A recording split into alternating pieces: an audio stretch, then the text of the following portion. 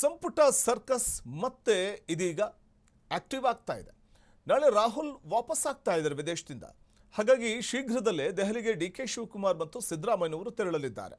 ನಾಳೆ ವಿದೇಶದಿಂದ ರಾಹುಲ್ ವಾಪಸ್ ಆಗ್ತಾ ಇದ್ದಾರೆ. ಇನ್ನು ಹೈಕಮಾಂಡ್ ಕರೆ ಬಂದ್ರೆ ದೆಹಲಿಗೆ ಹೋಗ್ತೇವೆ ಅಂತ ಸಿಎಂ ಮತ್ತು ಮಾಜಿ ಸಿಎಂ ಹೇಳ್ತಾ ಇದ್ದಾರೆ.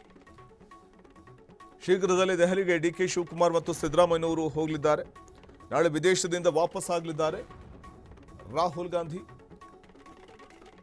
ಇನ್ನು ಹೈಕಮಾಂಡ್ ಕರೆ ಬಂದ್ರೆ ದೆಹಲಿಗೆ ಹೋಗ್ತೀವಿ ಅಂತ ಸಿಎಂ ಡಿಕೆಶಿ ಮತ್ತು ಮಾಜಿ ಸಿಎಂ ಸಿದ್ದರಾಮಯ್ಯ ಹೇಳ್ತಿದ್ದಾರೆ. ಸಂಭಾವ್ಯ ಸಚಿವರ ಪಟ್ಟಿ ಬಹುತೇಕ ಅಂತಿಮವಾಗಿದೆ.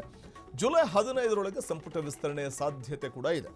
ಸಮ್ಮತಿಸಿದ್ರೆ ಆಷಾಢಕ್ಕೂ ಮುನ್ನವೇ ವಿಸ್ತರಣೆಯನ್ನು ಮಾಡ್ತೀವಿ ಅಂತಿದ್ದಾರೆ. 15ರ ನಂತರದಲ್ಲಿ ಆಷಾಢ ಶುರುವಾಗುತ್ತೆ, ಅದಕ್ಕಿಂತ ಮುಂಚೆನೇ ವಿಸ್ತರಣೆ ಮಾಡ್ತೀವಿ ಅಂತಿದ್ದಾರೆ. ಸಚಿವಾಕಾಂಕ್ಷಿಗಳಿಗೆ ಟೆನ್ಷನ್ ಶುರುವಾಗಿದೆ. ಆಗಸ್ಟ್ನಲ್ಲಿ ಅಧಿವೇಶನ ಕರೀಬೇಕಾಗುತ್ತೆ. ಸಂಪುಟ ವಿಸ್ತರಣೆ ಅಂತೂ ಇನ್ನೂ ಸಸ್ಪೆನ್ಸ್ ಆಗಿ ಉಳಿದಿದೆ.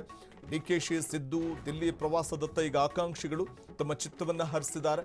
ಸಂಪುಟ ಸರ್ಕಸ್ ಈಗ ಮತ್ತೆ ಚಿಗುರೊಡಿತಾ ಇದೆ, ಮತ್ತೆ ಮುನ್ನೆಲೆಗೆ ಬರ್ತಾ ಇದೆ ಸಂಪುಟ ಸರ್ಕಸ್. ಕಾರಣ ರಾಹುಲ್ ಗಾಂಧಿ ವಿದೇಶ ಪ್ರವಾಸದಿಂದ ಆಗಮಿಸ್ತಾ ಇದ್ದಾರೆ. ಇದೇ ಕಾರಣಕ್ಕೆ ವಿದೇಶದಿಂದ ಅವರು ಬರ್ತಿದ್ದ ಹಾಗೆಯೇ ಹೈಕಮಾಂಡ್ ನಾಯಕರು ಕರೆ ಕೊಡ್ತಿದ್ದ ಹಾಗೆಯೇ ನೇರವಾಗಿ ದೆಹಲಿಗೆ ಫ್ಲೈಟ್ ಹತ್ತೋದೆ. ಸಿಎಂ ಮತ್ತು ಈ ವೇಳೆ ಮಾಜಿ ಸಿಎಂ ಇಬ್ಬರು ಕೂಡ ದೆಹಲಿಗೆ ತೆರಳಲಿದ್ದಾರೆ.